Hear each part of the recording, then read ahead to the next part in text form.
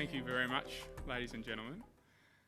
Before we begin, I want to pay our respects. I'd like to acknowledge, and the way I like to do this when I do a welcome to country is for everyone to close their eyes. Sometimes I feel like these words are acknowledged but not truly felt.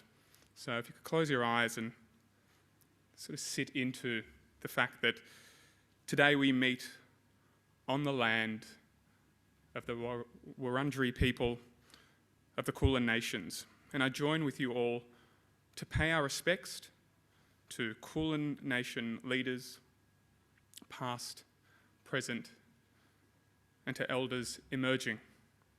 And I know that those joining us online for this event today also acknowledge and pay respects to the elders and leaders of the lands from which they join us. And in your own time, feel free to open your eyes. Ladies and gentlemen, my name is Josh Piterman, and I am so honoured and proud to be your MC today at the launch of the HearMe report.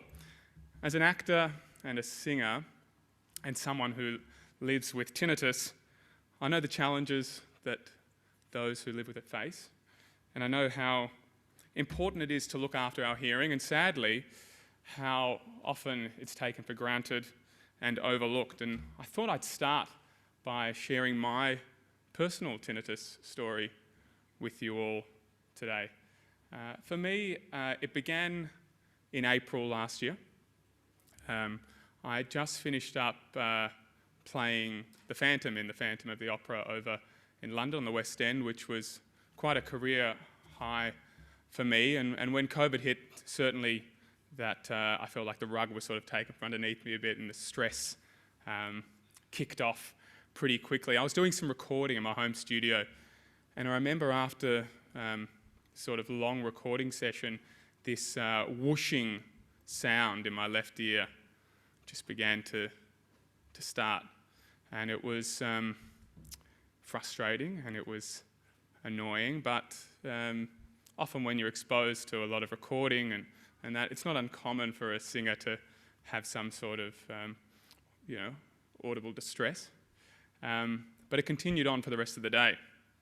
And then it was there when I was going to sleep at night, and it was there the next morning, and the fear kicked in, the stress, the anxiety, the breath. Oh God, I'm like reliving it now. And I called my dad immediately. My dad's a GP, and so he seems to be the voice of medical reason for me too often in my life. Had way too many antibiotics as a kid. And my father said, obviously, this is could potentially a workplace issue for you. You're a singer, you need your ears. Yes, Dad, I know this, I'm very aware of this, hence the fact that I'm calling you from London now, and hence that you can hear from the sound of my voice and the tone of it, I'm extremely anxious. He said, go and see an ENT. And so I sought out a couple of ENTs over in London, and I've got to say that I came out sort of none the wiser, which is a story that I know a lot of people experience and face, that it seems like the ENTs are sort of giving you a summation of what Dr. Google gives you. And so I straight away went into acceptance mode, pretty much. I know that this is something that a lot of singers deal with, and that now it's my turn. And I've been a advocate for meditation and an avid meditator for about 6 years. I'm a sort of twice a day practice, and often when we meditate, for those who do, distractions of sound are things that we accept, external noise, and thoughts that come in and out are also things that we accept and we let go. And I began to use this whooshing sound as another distraction that I had to let go of. So that sort of stress management that the meditation gave me, along with some other maybe more extreme forms of stress management. I don't know if anyone's come across Wim Hof before, who is he's the Iceman. They call him the Iceman. Wim Hof. He does a lot of sub-zero plummets, and so I did a fair bit of ice therapy, getting into the ice, and something about the ice. You have two options. You either surrender or you run away, and that's a little bit like the tinnitus too.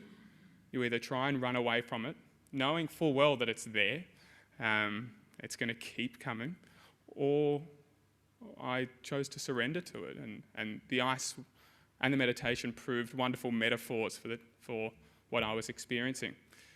But the challenge was, obviously, during COVID, there was no singing really to do, no live performance to experience.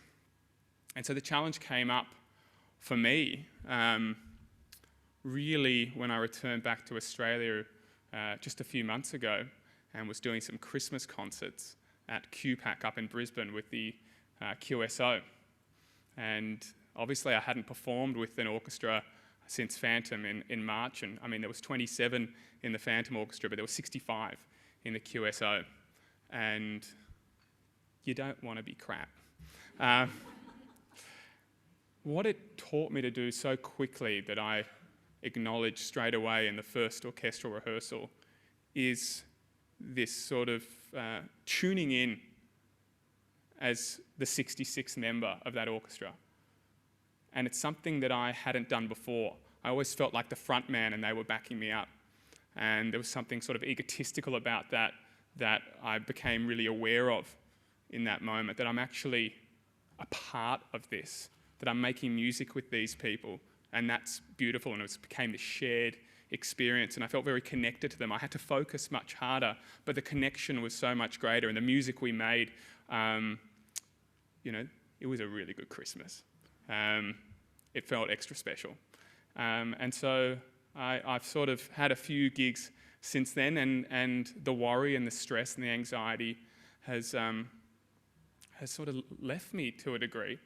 It's not that I don't experience the whooshing, the sort of seashell-like sound, and I know that everyone has varying degrees of sounds that they experience, but it's not like I don't experience it. I do notice that I experience it in times of higher stress, higher anxiety.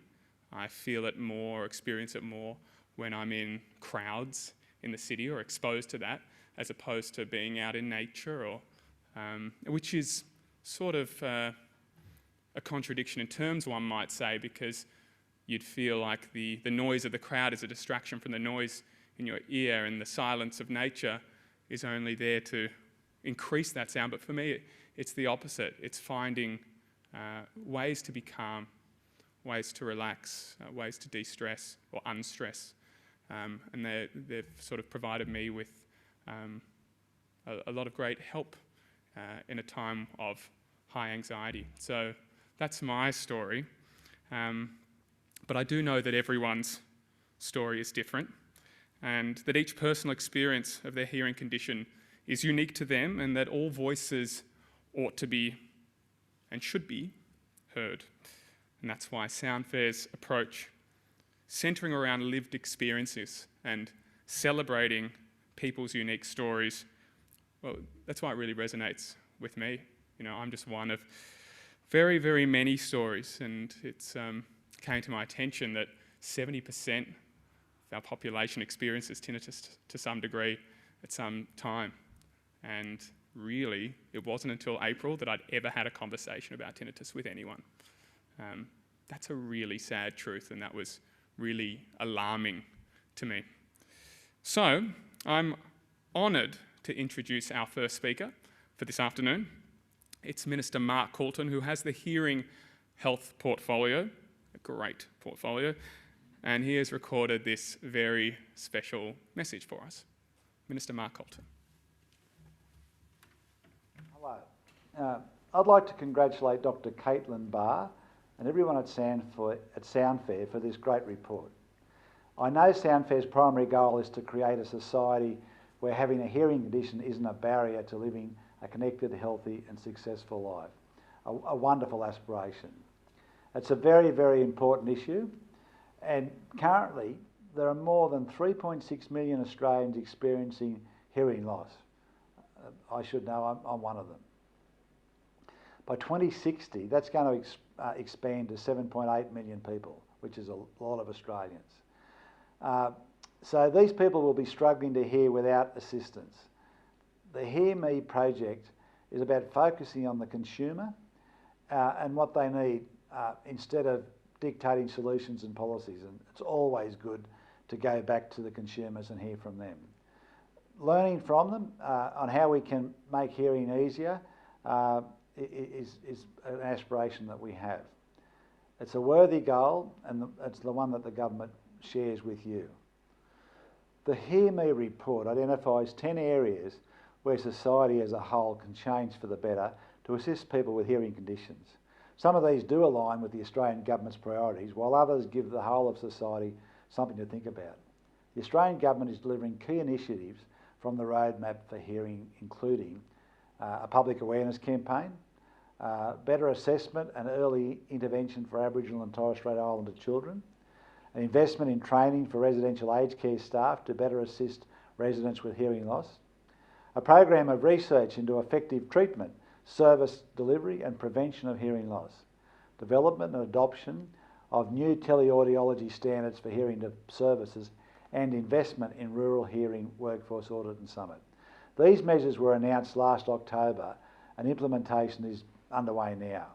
Developing the roadmap was a very positive exercise, and I'm committed to further collaboration with the sector as we put the initiatives in place. Hearing services should be fit for purpose and consumer focused. We are implementing a suite of measures to renew the HSP. We're removing barriers to receiving appropriate services. The government is active in pursuing hearing services that focus on the needs of each Australian. We can do more, and this requires thought and change, not just from governments, but right across the society. The Australian government is moving to ensure all of our people, young and old, receive world-class hearing services. Soundfair have delivered a report that shows how important this work is, and I thank you for doing that.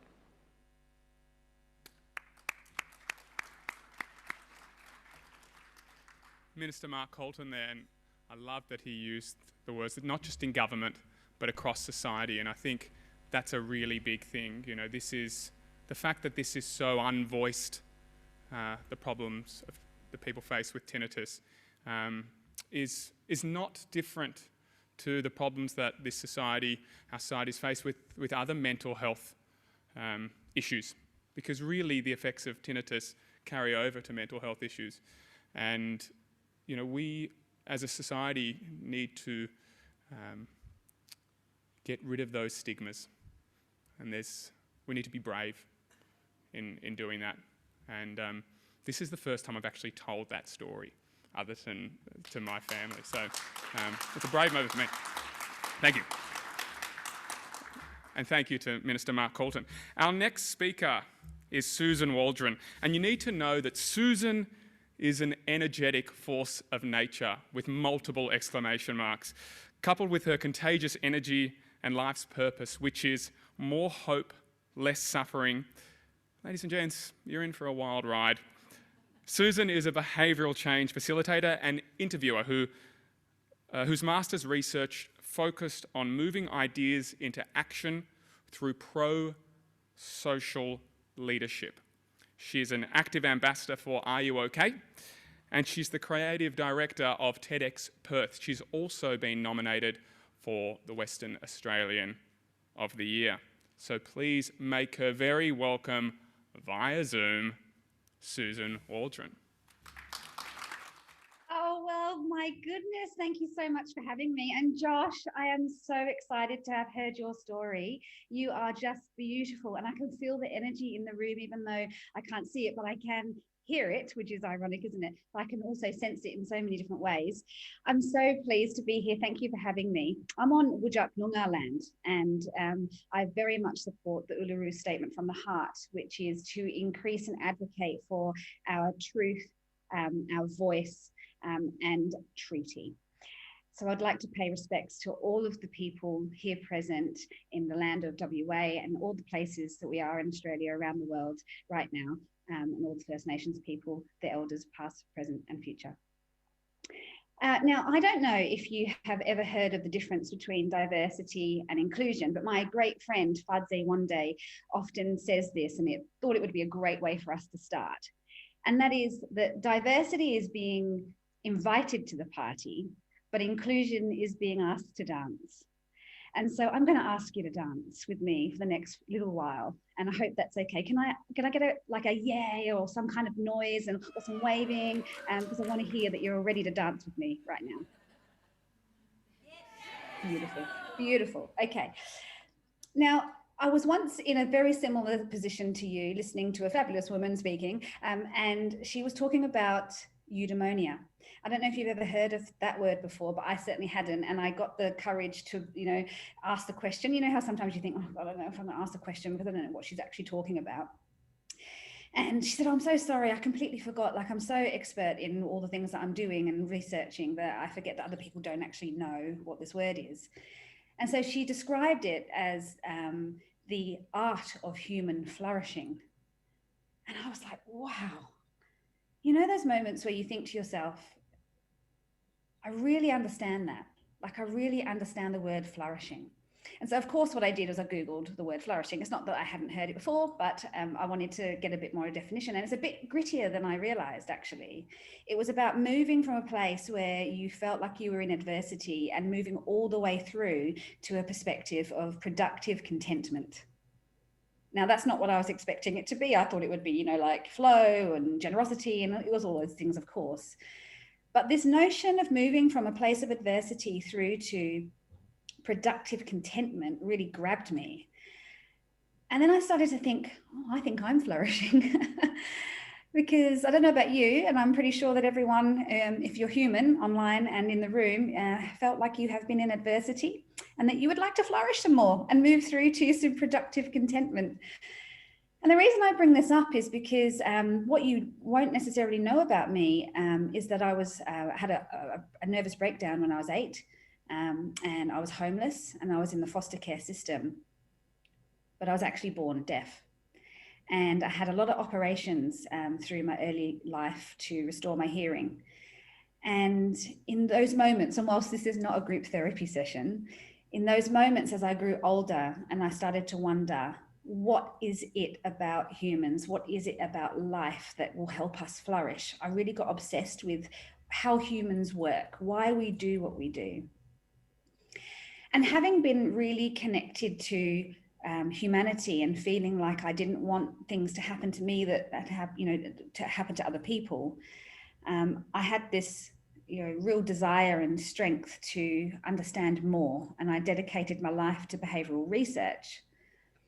And so in this research that I did, I think it's really pertinent to what you're here for today, because you have this amazing report that's about to be launched, and it's going to change a lot of things for a lot of people, and it's going to take some time and it's going to take a lot of effort. But what I do know is that there are some things that we as a community, and I do mean all, we're all dancing. All of us need to be included. What I do know is that it's going to take us a great deal of compassion and empathy. And so I set out in a little bit of a life's journey from some difficult times based on the kindness of strangers. A lot of people actually ask me, Suzanne, oh, you have this great life and you do these amazing things and you've come from this terrible thing. What was the one thing that was different? What was the one thing that happened that changed everything? And I used to freak out because I was like, I don't know, there's not one thing. And I'd go blank and I couldn't answer the question until one day I realized it's because it's the wrong question. It's not one thing. It was a lot of iterative things that happened that allowed me to really start to think differently about what was possible in the world around me. And predominantly, it was the kindness of strangers. And I'm sure this has happened to you, and I hope so, that at some point in your life, no matter what is happening for you and around you, that someone else has believed in you more than you believe in yourself at that given moment. And that's a beautiful thing, to be seen, to be valued, to be shown a part of who you are when you might not even just be there right now. And that happened to me over so many periods of my life. Makes me feel emotional thinking of and talking about it, that I started to believe that I was okay, that what had happened to me and who I am and anything that might seem like a flaw was okay. And I was able to really start to notice that most of this happened for me outside of my community and family network, but actually through strangers. Homeless turning up on a doorstep of a woman who didn't know me when I was 15, from a newspaper article looking for a room. I had £50. I was English in England. I had £50. That's all I had, and it was all that she could give me for a week's rent. And I just handed over the only money that I had. And she welcomed me in. And she said, you can have 2 weeks for that. And I'll include the food and I'll do the washing with you. And she must have seen a 15-year-old trying to be a 25-year-old, you know, I'm probably still trying to be a 25-year-old, let's face it, on the doorstep. And it was one of the first moments, I think, in my life that I actually really understood what loyalty meant. And that might seem really strange, thinking that she's a stranger, how can she be loyal? But there was a moment where I felt safe and I felt trust and I felt loyalty from someone that could really look after me. And so I set out with a question from my life, and I don't know, I can't remember who she is. I don't know her name. And I think I'm talking 24 years later and I talk about her all the time. And I think it ties into this beautiful opportunity that when we see this report is not about fixing anyone. This report is about including everybody. And to do that, what I started to research and realize was that to be empathetic, to have this kindness for people that we don't know, that we're not trying to protect ourselves from, takes a little bit of self-awareness and ability to be clean within ourselves, if you know what I mean, like a neurological and psychological cleanness. And it doesn't always have to be that way, but the more we work on our clarity and who we are, the more we are able to see outside. I'm just going to clear my throat 1 second. And so in my research, I started to ask the question, why do some people do something significant beyond themselves and do it, versus some people who think about doing something significant and don't do it? And I got like really obsessed about this. And I'm not talking about a CEO who builds a massive business, and I'm not talking about eating more broccoli. I'm talking about significant things beyond yourself. So I interviewed over a 3-year period, deep research interview from a psychological determinant to say to people who have done really amazing things. And you would know one of them, Dr. Fiona Wood, amazing woman who invented the spray on skin for burns victims. There were 6 people, I won't go through them all, but she was one of the predominant people that I interviewed. She did something that was super beyond herself. And I remember asking her in an interview, is there inner fulfillment from really serving beyond yourself? And she said, this is where we have to talk about what altruism really is. Because she didn't think that altruism really existed, because there's always an exchange when kindness is involved. We fill ourselves up when we fill each other up. And I loved that. And so I started to research, you know, what are the psychological determinants? Who do we need to be? Not what do we need to do? Who do we need to be to go beyond ourselves so that we can create more connection in our community, more inclusivity? And it was striking. The results were so striking, I didn't almost believe them. I had to do all these tests. I hate academia, by the way. I'm sorry for anyone who's academic, but it makes me cry and it's not my favorite thing. But, you know, I got a master's degree in perseverance, I reckon, in the end. But I started to go, the results are outstanding and they have astounded me. And here they are. The first thing, in order to do something critically massive beyond yourself that is really in pro-social meaning for others, is to have self-efficacy, to have strength of character. And the next thing was societal concern. So when we have strength of character, we're clear on what our life is about, we know where we're going as best we can. And I'm not being emphatic here to the point where, you know, it's only this way, but I am talking about, that place where we're quite clear and we're quite clean, and that we go through our stuff, we keep flourishing, we keep going, but we get this opportunity to see more clearly outside of ourselves. And the second part of that was societal concern. And inside societal concern was empathy.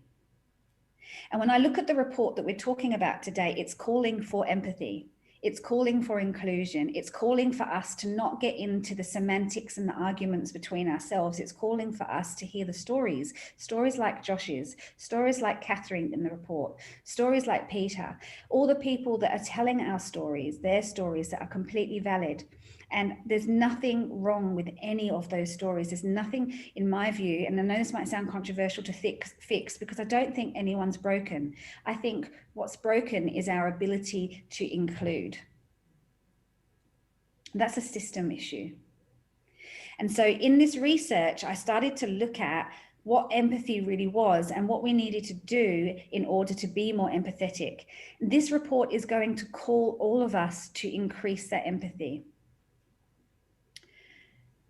I was in a room the other day. I walked in, because I can sign a little bit of Auslan, nothing like this wonderful human on the stage here, but I did 3 years of study, and I walked into a room full of people who are deaf, who were signing, and I haven't done that for a long time. And I felt actually quite alone. Even though I could see what was going on and I could see the conversation, I realized that I was really rusty and I still felt different. And that's actually still my community. And as I sat down to watch this amazing event unfold, it was incredible, because these wonderful people who are deaf or hard of hearing were pitching for business ideas to people in the room to help them with these amazing business ideas to help the deaf community all around Australia. And as I sat around, you sit back and you take a look and you listen. And I was watching the signing and I was listening to the person interpreting, and I was taking in all this information through all of my senses. And I looked across at this guy and he was just intent on watching the sign interpreter. And it reminded me, I'd forgotten. It reminded me how intense having hearing loss or being deaf is, because of the amount of immense concentration that needs to happen. And it reminded me of how present people who are deaf and hard of hearing are, how so fully able to listen they are. And that's where we need to redefine what value is in our society. Because if we redefine what value is, it's not about the most profit or the fastest people. This is my view and I'm sticking to it. It's not to exclude those things, but it is absolutely to include the value of the different types of people that we have that contribute in many different ways, and that we can learn from and see. And you know what? I think I remembered being in that room. I remembered what it's like to feel seen, to really feel seen, not just through the eyes, but to be present. And this one woman was signing to me and she said, "I'm so impressed with you that you can sign and you're trying so hard." And I thought, wow, I'm so sorry that you feel impressed, because really we should just be able to communicate and not feel so held back that we wouldn't try. And so if we redefine value, when we look at this report, we're redefining what the stories mean, we're redefining what inclusion is, and we're redefining what it means to be contributing as a deaf or hard of hearing person, and in fact, any kind of person. I'm just singling this in today about what we're here for, but this also includes Aboriginal and Indigenous people, and it includes LGBTQI+, it includes any type of intersection. And if we are to include and we are to share our equity and we are to share our privilege and our power, then we need to make sure we redefine what that value is. This report is beautiful. I can't wait for you to see it more, because our job is not to get into the semantics. Our job is not to get into arguing internally here. about what we should and shouldn't be doing mechanically, scientifically. It's not that those conversations shouldn't be rigorous. It's not that those conversations don't have a place, but it's our job to align. Not always agree, but it's our job to align here, because this is calling for a cultural shift. It's calling for many shifts, but it's ultimately, across the whole context of this report, is calling for a cultural shift, and the cultural shift is us individually. Considering we're dancing, I wanted to end by telling you about Vivian. I went to a slum in Africa and stayed in an orphanage, and lo and behold, Vivian was there, a 9-year-old girl from Kenya who was abandoned and used for sex trafficking, and married at a very young age. And she had found herself in this orphanage, and she was deaf. And somehow she had learned a few signs, American Sign Language and a bit of British Sign Language, of which I know a tiny bit of both. And I remember building this beautiful rapport with her, simply just because I was confident enough to try, really. I think we had to try and work out sometimes what we were saying to each other, but she felt like she had an ally in me. And one day I was standing next to the ute where the director and the social worker had known her for a very long time. I asked her a question in sign, and I said, "How are you today?" And she said, "I feel beautiful because I'm wearing blue." And I said, "Because you're wearing blue?" And she said, "Yeah, I've got blue top, blue jeans, blue shoes." You know, she was just like, "I'm in blue." It was just, I'm so happy. And they asked me, "What is she saying?" And I said, she's just so happy that she's in blue. And they said, "How do we tell her that she's beautiful?" And I showed them the signs. And she looked at them, and she looked at me, and she crumbled to the floor, really crying so hard. It was the first time that they were actually able to tell her how beautiful she is directly. That's our job, all of us, no matter where we're coming from and what we're doing, is to remind each other to dance and to be beautiful, to create value from everybody. That's what inclusion is. So let's all be like Vivian. I'm so honoured to have spent this time with you. Thank you for inviting me, Lisa. Thank you for doing the report, Soundfair. Thank you, Josh, for being incredible on the stage and sharing your story. And thank you for everyone in the room and on Zoom for having me. It's been a real delight. Enjoy the rest of the report, and I hope I get to connect with you again soon.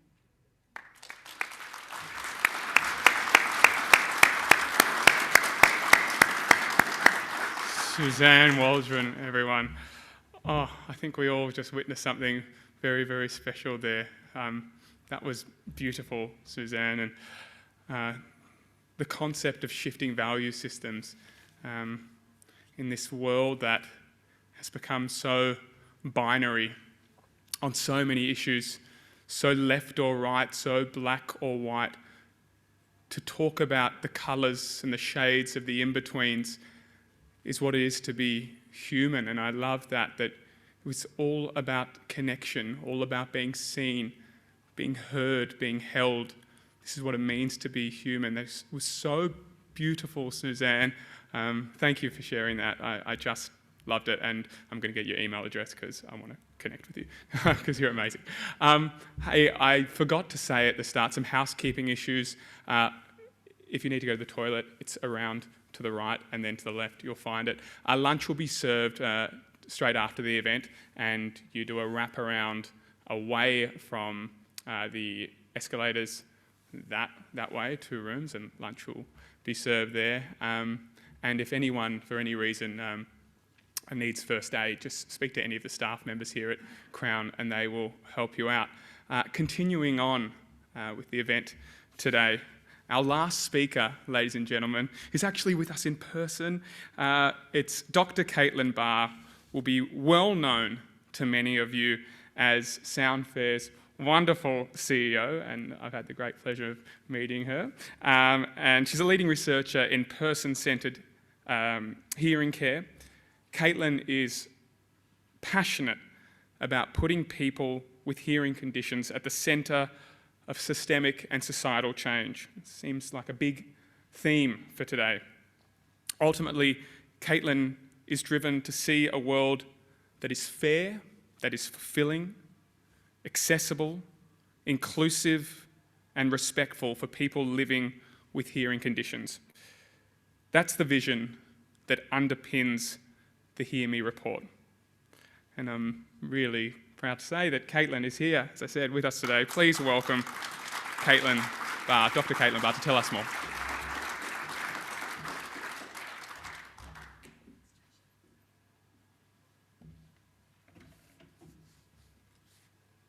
Thank you, Josh. And can I say, Susan may well be Australia's Brene Brown, for those of you familiar with Brene. And I love Brene Brown, who's very, very Texan.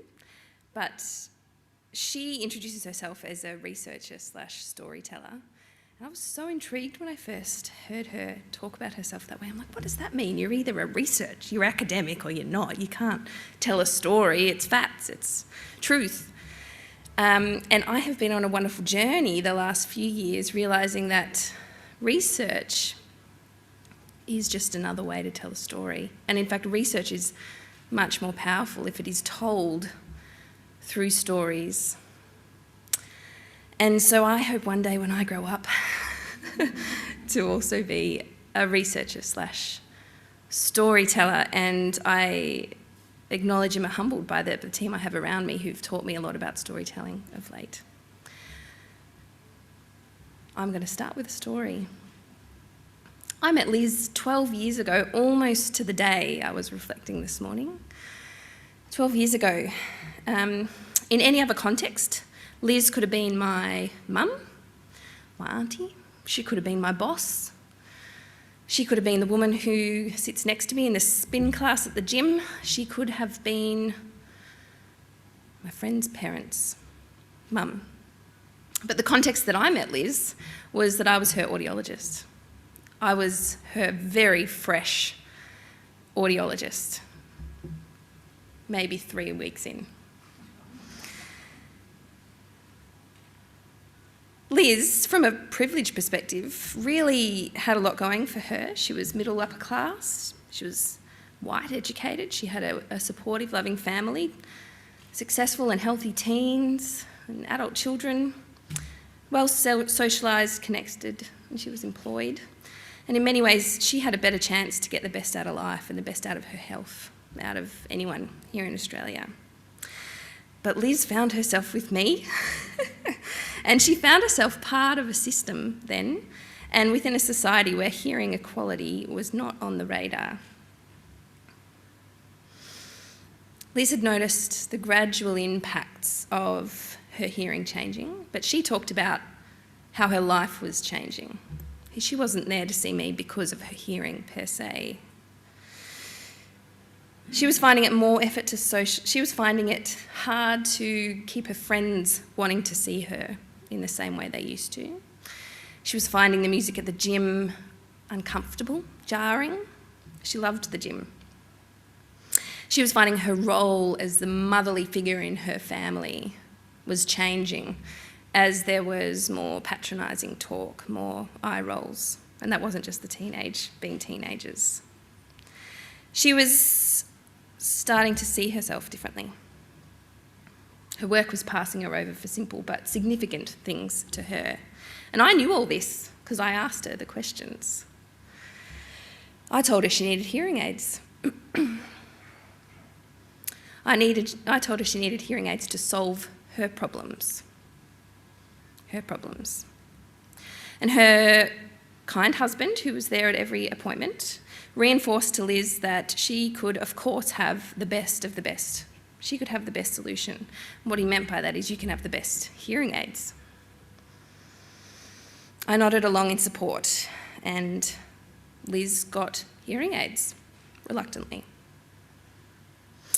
Liz returned to see me many times over the next few years, and I was thankful, really, that I worked in a clinic that, in the scheme of things, was patient and person-centred as we knew it, and allowed for that interaction to continue.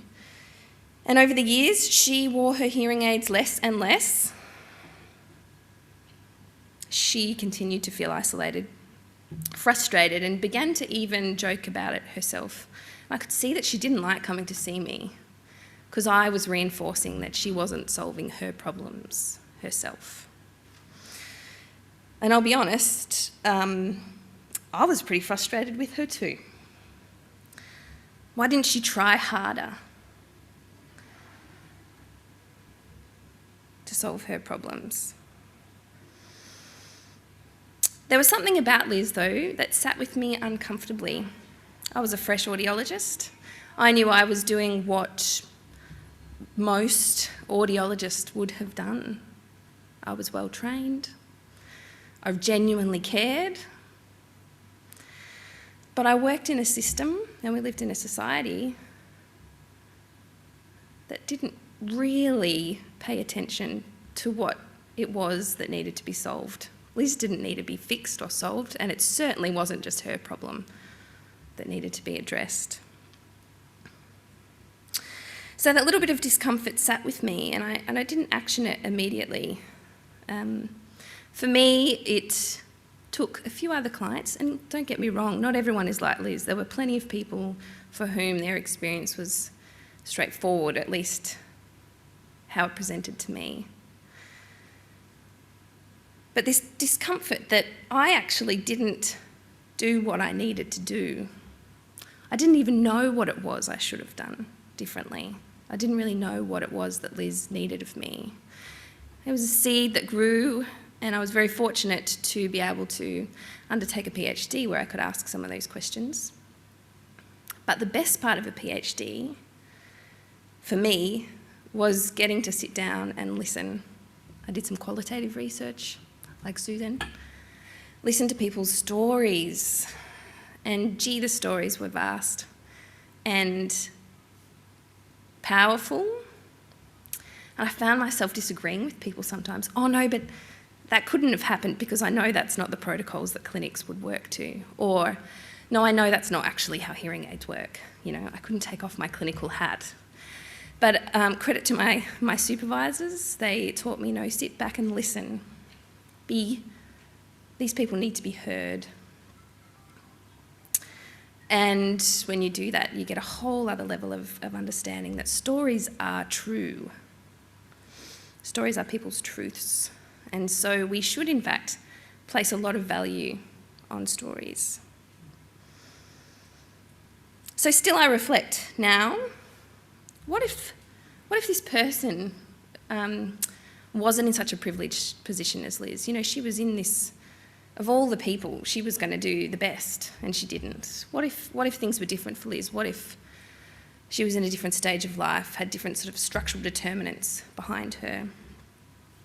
And I've been very fortunate to work recently with Professor Anthony Hogan, who I hope is online, where we've sort of posed those questions. We talk about how society can impact one's trajectory towards health and well-being. We haven't really talked about it in the context of hearing conditions before. And with Anthony, we've had a chance to look at some data and say, yes, this kind of systems approach going, hang on, how someone exists in their life, in their social life, in their home life, does impact how they live with their hearing loss. Their story, if you think of it that way, the way they navigate through their world is really important as to how someone lives well with a hearing condition. And yet, my experience as a clinician was very much focused on, well, what level of hearing have you got? And therefore, how am I going to set up a hearing aid? So for me, the notion of understanding or listening to people's stories has opened up a whole other conversation.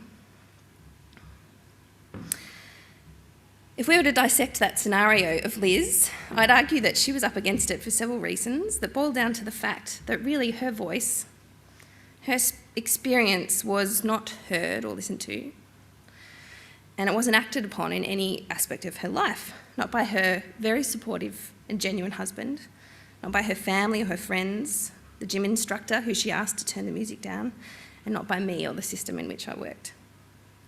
But it's important to acknowledge this isn't about blame or casting aspersions or fault.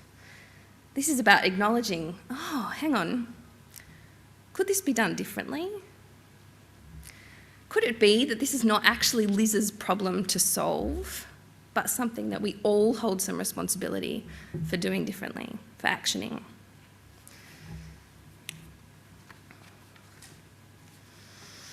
And that brings us to having authentic conversations about why the way things are done this way and what other approaches there are to go forward. This lets us have conversations about the diversity of stories and how we can include people's experiences to find new solutions.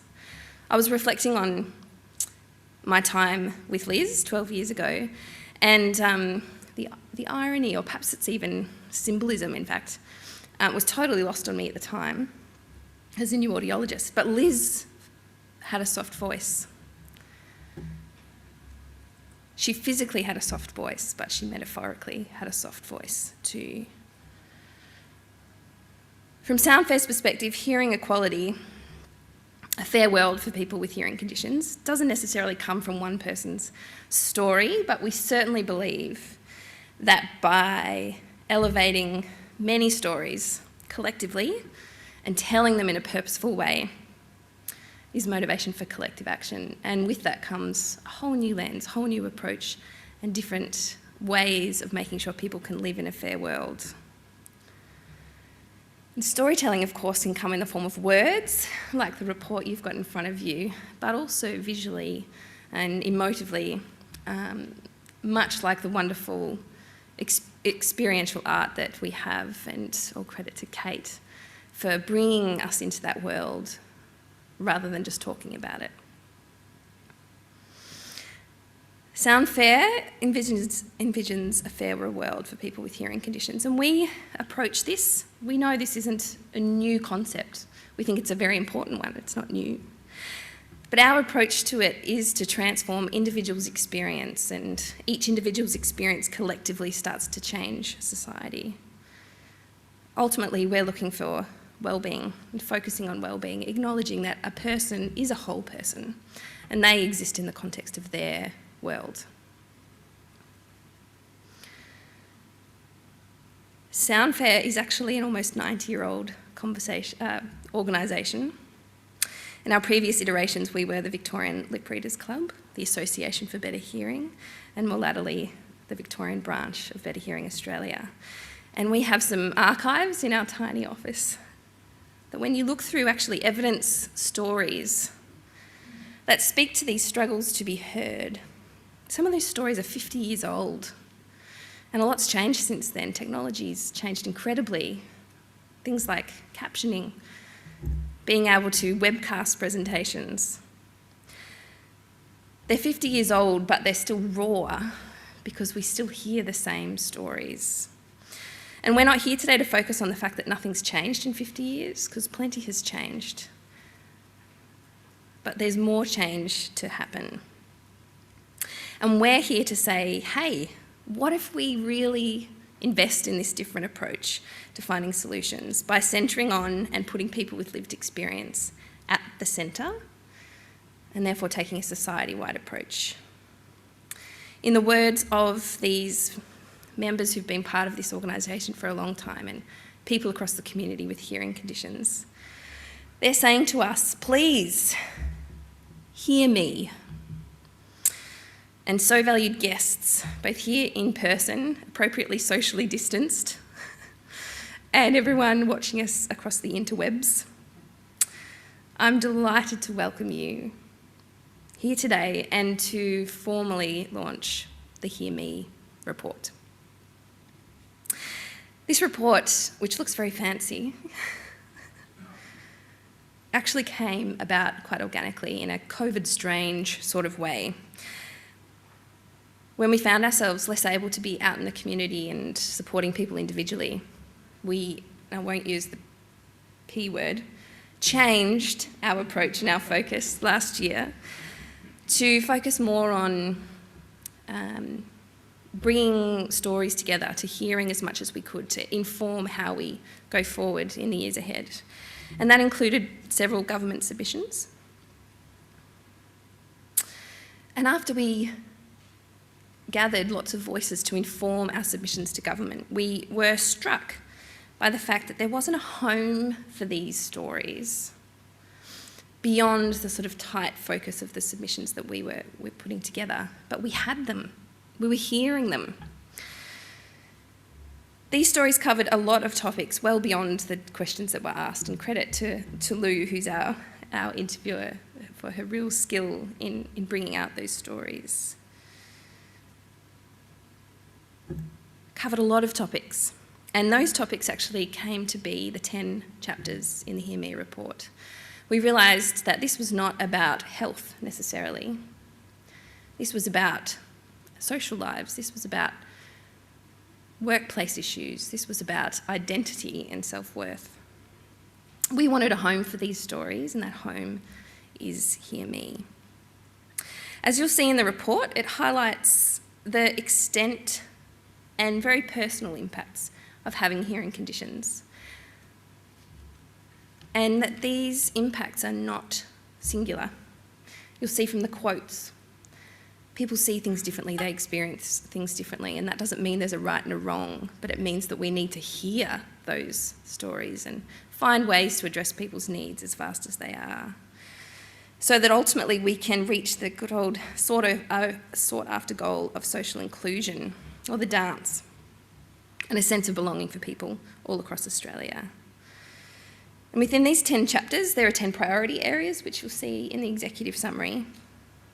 And you'll notice that this celebrates that there have been many wins, and I was really pleased and thankful to Minister Coulton, who is an important and yet another lived experience story, that he highlighted that the government is committed to doing work in this area. They've shown that with their creation of the Roadmap for Hearing Health, and we've seen internationally that these conversations are starting to happen with, on Wednesday, World Hearing Day, the World Health Organization released the World Hearing Report, which talked about many things, but one of them being we need to treat people as individuals, and we need to take a more society-wide approach. So we are in a good position to do this work, but we do see that the HearMe report adds a different flavour. It reminds us to look beyond the sector that many of us are in, whether that's hearing or whether that's health, and it reminds us to get out of our comfort zones.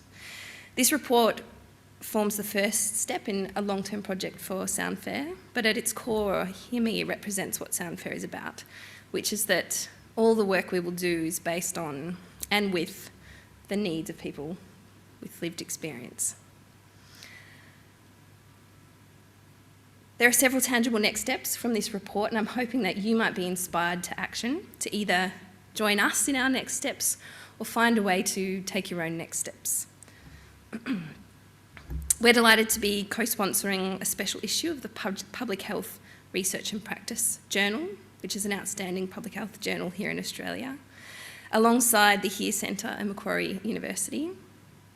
This special issue will focus and highlight on the centrality of lived experience and how that needs to be coupled with a public health approach to hearing conditions.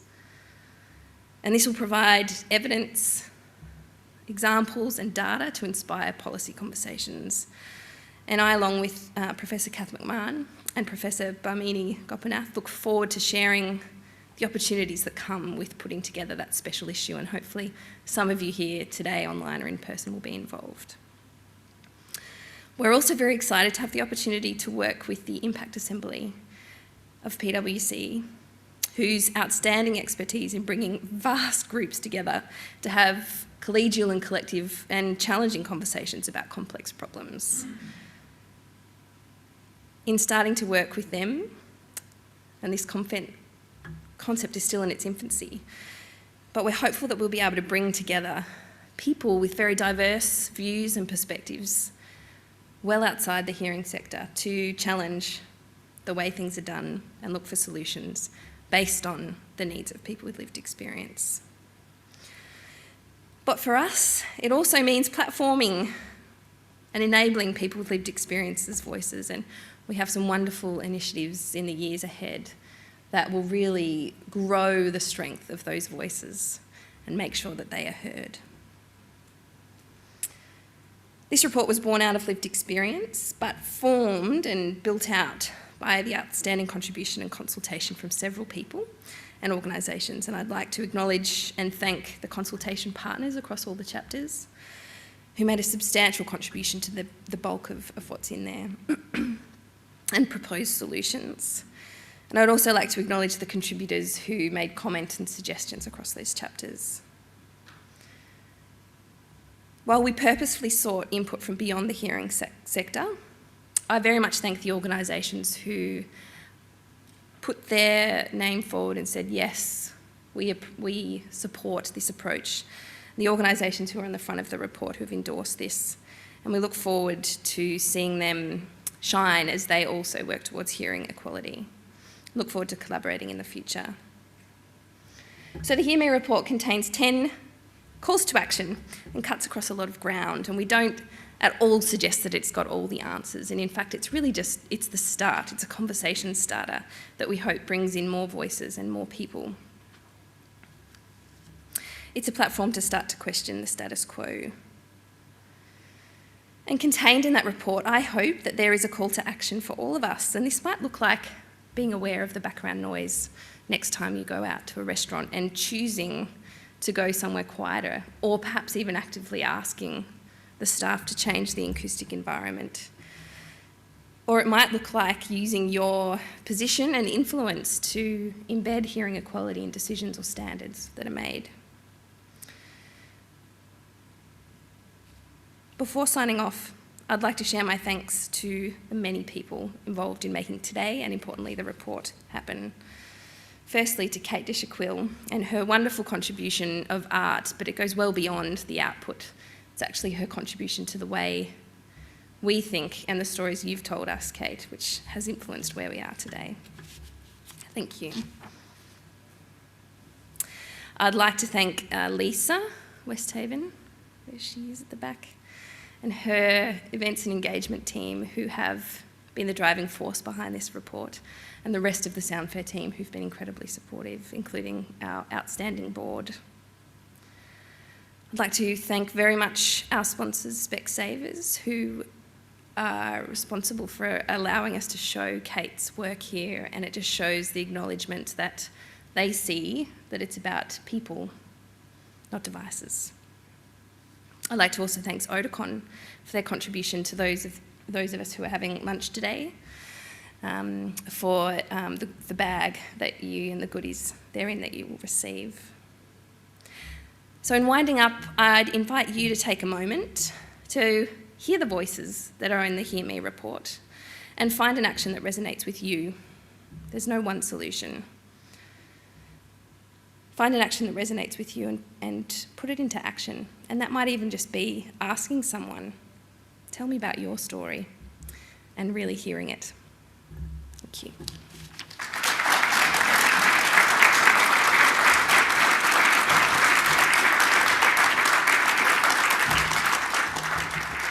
Thank you so much, Caitlin. That was wonderful. And thank you. I'd like to echo your statements and thanking everyone who's been a part of Soundfair's wonderful project, which is the HearMe report. It's so great that this is happening and that these stories are being shared and we get to view them and hear them.